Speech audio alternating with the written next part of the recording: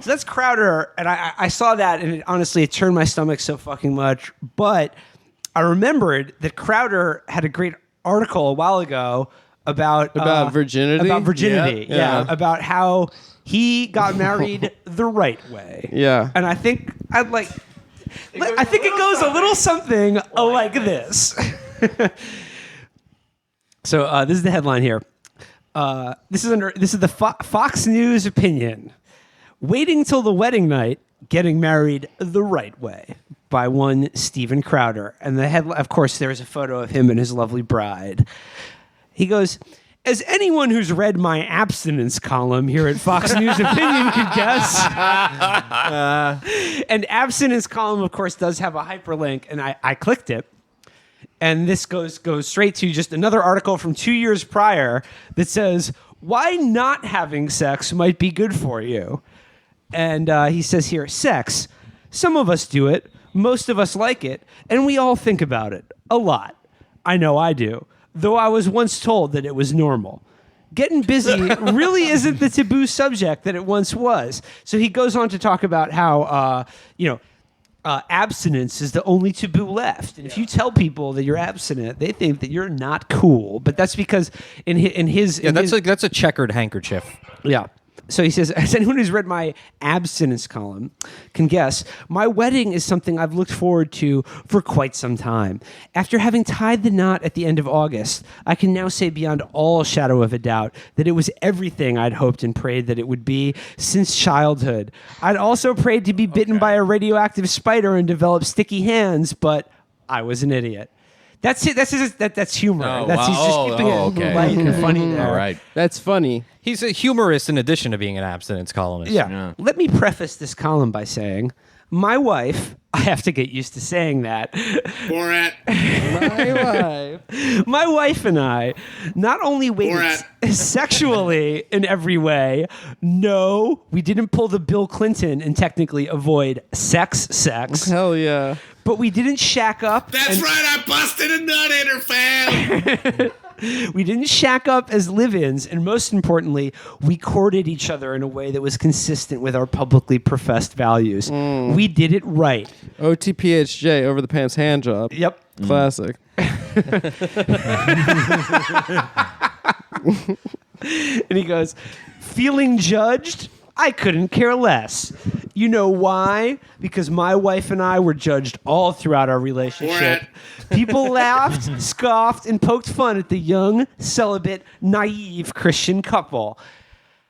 I think they were poking fun at you and laughing at you. No, they fucking didn't. Well, Shut the fuck up. Okay, there's nobody... Everyone avoided talking to you. Yeah. Which is what everyone does because you're a grotesque Wait, monster. you guys know that Steven Crowder is from the show Arthur. You know that. What? Steven Crowder was one of the voices in the animated show Arthur. What? Yeah. Yes, he wasn't Arthur. No, get the fuck out of here. No, yes, he was. true. It's He true. was. No, he's right. Yeah. That's true. Yeah, it's true. So he must be living off those residuals because certainly his show doesn't. Well, make any he wasn't money. like a main character. He's like a he was minor one of voice the, actor. Yeah, he was one of like the bunny or I don't know, whatever. No, he wasn't the bunny. No, not the bunny. I don't know. Star. Yeah. He wasn't one of the stars. He was just like a voice actor. No, there was Arthur the aardvark, and then there was his sister DW the cunt, and wow. and she used to fuck everything up. No, DW is a queen. She's in all of the memes. That I think she was a CUNT, and I know Amber's not in the room right now, so I know I'm with my dogs right now. But I didn't like her. What's your problem with a woman who speaks up for herself? I don't know if she spoke up for herself. I think she used to fuck with Arthur's shit all the time. But he was going through some serious changes in life, and he was at an age where he was, maybe hormones were coursing through his body, and we've all seen the famous picture of him with the headphones on the side of his head when his ears were on the top of his head. We know he's just struggling with growing up, and his sister was always there just to highlight how big of a loser he was, and I think that's pretty jacked up. That's friggin' jacked up. I don't know why your reading of the situation is centered on Arthur and his issues, the protagonist. and his values. And what about her issues and her inner life? Aardvark women are never centered.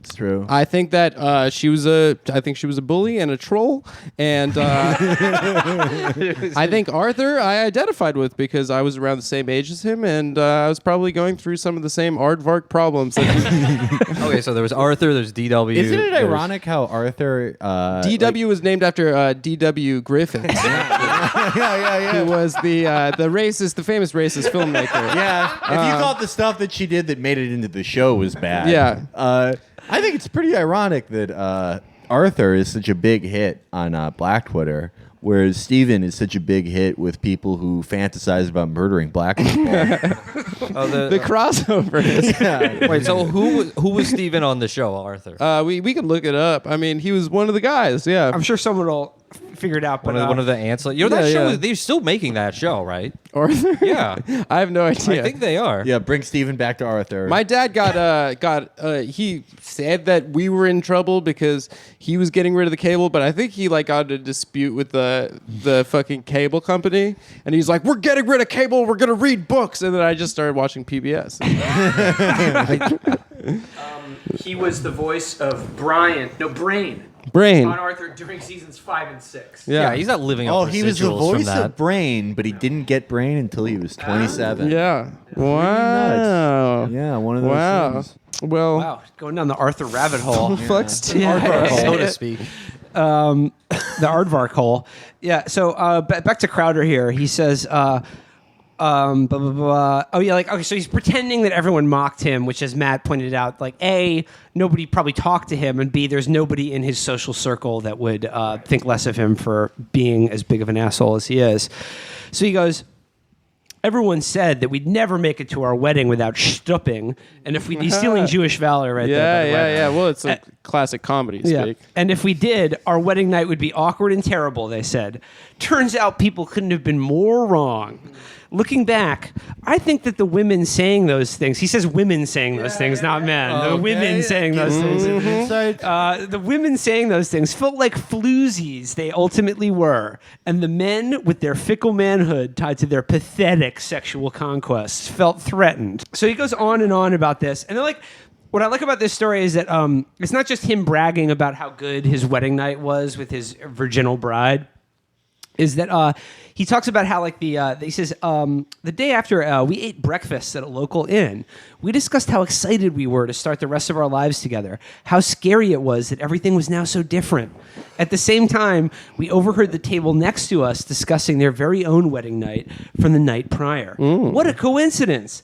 The thing is, nothing's really changed, the bride said. Puzzled, my wife asked. This happened. Did you get married last night too? So did we. Congratulations, the other dame said. Yeah, we did, just last night. Disgusting. Where's the groom, my wife innocently, scratch that naively, asked. Oh, he's sleeping. There was no way he was coming out with me this morning. She paused and smirked. Let's just say he's got a lingering headache from a really good time last night. My heart sank. Firstly, that poor schmuck's good time was simply getting snookered, not enjoying the company of close family and long-lost friends with a clear head and clean conscience, not staring in awe at his beautiful new wife, wanting to soak in every glimmer of her eyes as she shot him heart-racing looks from across the dance floor, not taking all of the cheesy pictures as they cut the cake, even carrying her across the sweet threshold as they nervously anticipated their nightcap. He probably won't even remember any of it. Instead, he got smashed. He was that guy at his own freaking wedding. So I like that he's taking this opportunity to shit on this totally imaginary couple, which, once again, didn't happen. And That he made up. but he just made up this person and just being like, because the guy's sleeping in, he just assumes that he was too shit-faced. Also, what does that have to do with fucking? Right? It's alcohol. He's saying that alcohol is bad. He doesn't say that premarital sex is bad. Well, I mean, he should just convert to Wahhabism. Yeah, if it's he true. cares that much about alcohol. So he goes on and on. He says, then I realized something. Our wedding was truly a once-in-a-lifetime event. It was a God's honest celebration of two completely separate lives now becoming one, physically, emotionally, financially, and spiritually. Everything that made us who we were individually was becoming what bonded us together. our family travel. So like blah blah blah blah blah. I'm glad he had a wonderful wedding. I'm glad he's so happy with his wife or whatever. But I like that he needed to invent a theoretical other couple to shit on, and then he just goes at the end and says, "Your wedding can be the most memorable night of your life, or just another party." Oops, did I just make a judgment? You're darn right I did. Oh, bitch, go off. I mean, isn't this just all conservatism? You do something that's uncomfortable and shitty and kind of sucks, and then to justify why you're doing it, why you're following these completely arcane, weird rules that, like, if you want to follow them, fine, but you think you're a better person for having done them. Like, you have to invent people that are being mean to you. Like, I genuinely... I don't give a care shit. Yeah. at all. If you want to remain abstinent until wedding and you want to have that kind of relationship, I don't know anyone who would judge someone for that if that's what they've chosen to do. I will laugh and judge at fucking a piece of shit like Steven Crowder every time he opens his mouth because first of all, I don't believe him and his wife were actually virgins until marriage. Second of all, he's only doing this and writing this so that he can call women who don't wait until have marriage floozies and harlots and say that the other pathetic men were just, weak compared to me because, my cock got in there first. No one else. All right, you guys want to do this this Ben Shapiro Virgin article? Let's do it, boys. Locked and loaded. Locked and loaded. Okay. So I was doing Crowder and his Virgin article, which I didn't believe. And then I remembered Ben Shapiro, show favorite, friend of the show, a constantly recurring guest. He also had a Virgin article. He had a whole book about this. And unlike Steven, I actually believe Ben. Yep. This is in Town Hall from 2005 under the headline, Rescuing a Generation. This is Ben Shapiro. This is an historic article. Ben Shapiro, this is a historic post here. He says, as I explained in my new book, Porn Generation, how social liberalism is corrupting our future. In today's America, being a proud virgin is no easy task. Those with values are under attack. In a culture that treasures tolerance above morality. It's no wonder that because of my outspoken advocacy of traditional morality in general and of virginity in particular, I've become a favorite target of internet leftists who often refer to me as, quote, the Virgin Ben. He goes, the internet is riddled with writing like this, quote, in Ben's case, it is helpful to remember that some people choose celibacy while others have it thrust upon them. Poor Ben. He no more chose abstinence than Clarence Thomas chose to be black. Yep. And then another one, the Virgin Ben also apparently has never had a really great Saturday night. The Virgin Ben, indeed. This guy's interview so completely reeks of repression that I almost feel violated reading it. Like I stepped in someone else's wet dream. It's freaking eerie, man. So he just goes on to list all the things people have said about him. And he goes, such heated, inarticulate, and unreasoned hatred for moral standards should not be shocking. Social liberalism seeks to promote a live and let live society wherein all types of deviant behavior is tolerated and accepted. And by deviant behavior, he means getting your dick wet before your wedding night. Or I'm sorry, I don't mean to make that male-oriented. It means, having sex before your wedding night, experiencing the wonders of magic of human sexuality before a priest or rabbi gives you Also, he also means gay people. Obviously he means anyone, So he goes, those on the left have thrust their notion of a civilized, amoral society upon all of us. The fact of the matter is that a live and let live directly contradicts the notion of a communal society. We all have to abide by certain rules to live together.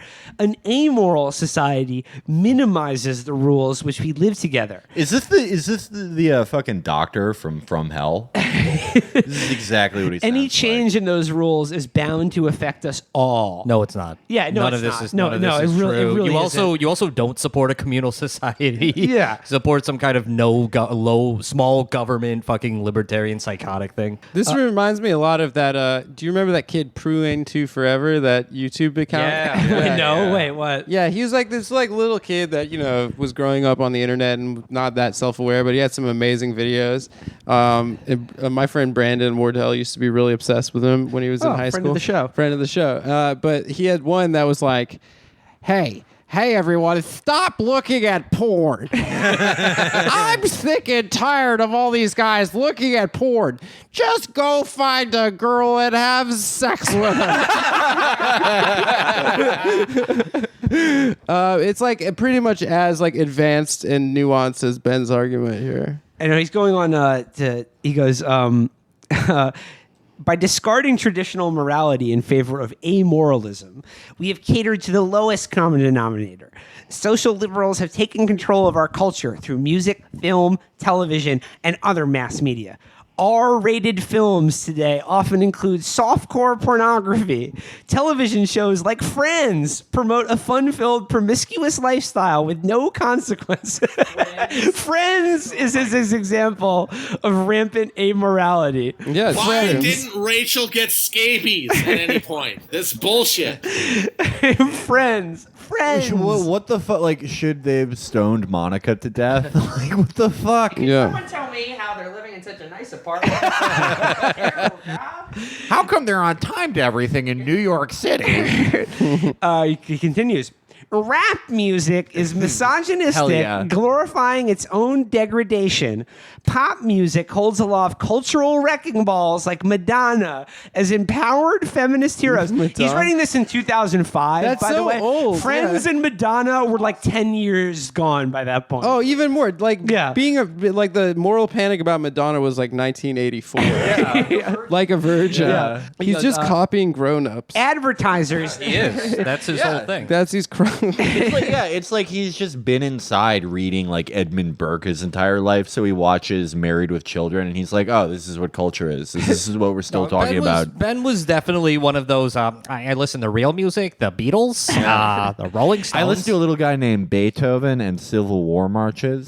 Ben also says, advertisers take advantage of sex sells phenomenon to push our culture to new lows, while teen magazines for young girls push boy craziness and dispense dating and sex advice. Ben is worried that teenage girls are too boy crazy. Oh man, he's just copying grown-ups. Yeah. He's just like he's just one of those He's one kids of those that was speak and say like puppets who just says what like the adults are in his community around him. I feel so bad.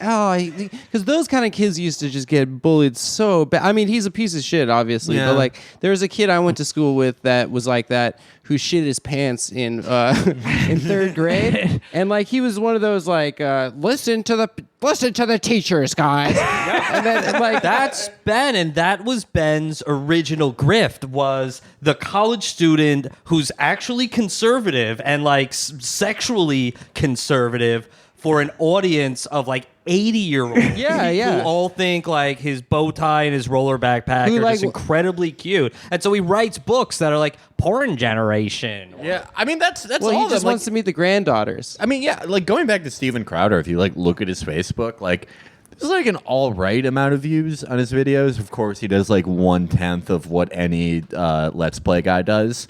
But like Minecraft. yeah, all the Battlefield guys that I like to watch. But I do have three favorites. But you think about it, and it's like, oh yeah, no, there are just like a lot of 60-year-olds who like do now know how to use a computer, and of course, the first thing they'll see is like the very good boy who likes the grown-ups and tells nice jokes He's about the mother's good boy. Muslim rape gangs He's and a like hep cat. not jacking off. Yeah. You know, from there, he became, he got made fun of a lot and, like, just wrote a bunch of articles like this that are just quoting, like, fucking Daily Kos and Fire Dog Lake, just ripping on him. Yeah. And from there, he wore that as a badge of honor, where everyone's like, Ben, you're pathetic. Ben, you're fucking wrong. Yeah. Ben, they didn't send the fucking weapons of mass destruction to Iran from Iraq. What the fuck are you talking about? And he took that to mean, oh, he's so low that he must be correct. And his new shtick is, I'm the logic guy. I'm facts don't care about your feelings. I do facts and reason,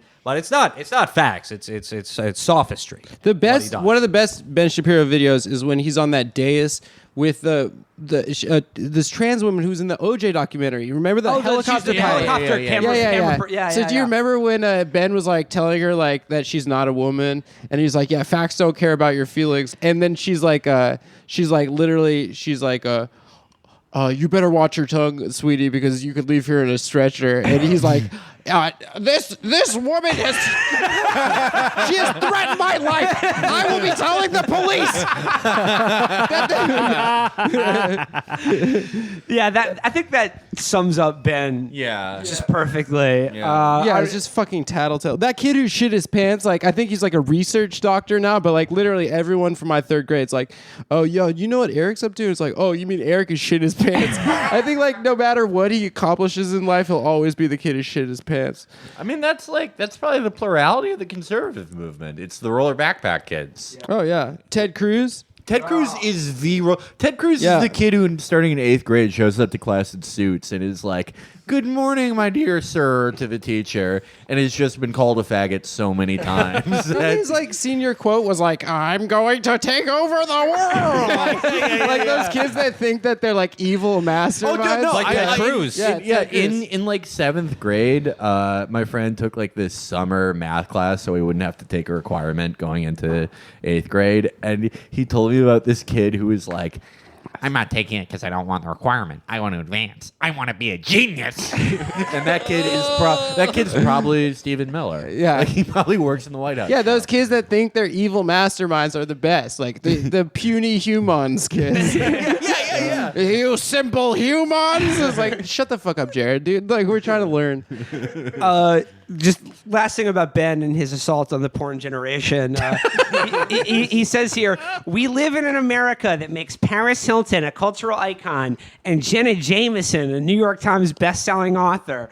I bring that up only because Ben and Jenna are now Twitter buds. Yeah. And they chat on Twitter because Jenna Jameson apparently loves Ben Shapiro now. She's a big Shapiro head. But I thought she loves she got Trump. engaged to some like Israeli diamond dealer, and now she's just straight up Likudnik. You know who she dated before? MMA guy. Yeah. Tito Ortiz, the dumbest fighter in existence. He Who spoke at the RNC? Did he? Yeah, that was Dana White. Dana White spoke at the RNC and was like, but he spoke at Trump rallies. He spoke at Trump rallies, and it wasn't political. He was just like, when the UFC was down in the dumps, Donald Trump said, I'm going to come to fucking fight. And that's what he's going to do for us. And I was like, all right. That's like less crazy than the other shit. He's going to come. Donald Trump is going to show up at all of our pageants. What I love about like that Ben wrote a whole book about pornography is like, imagine the research.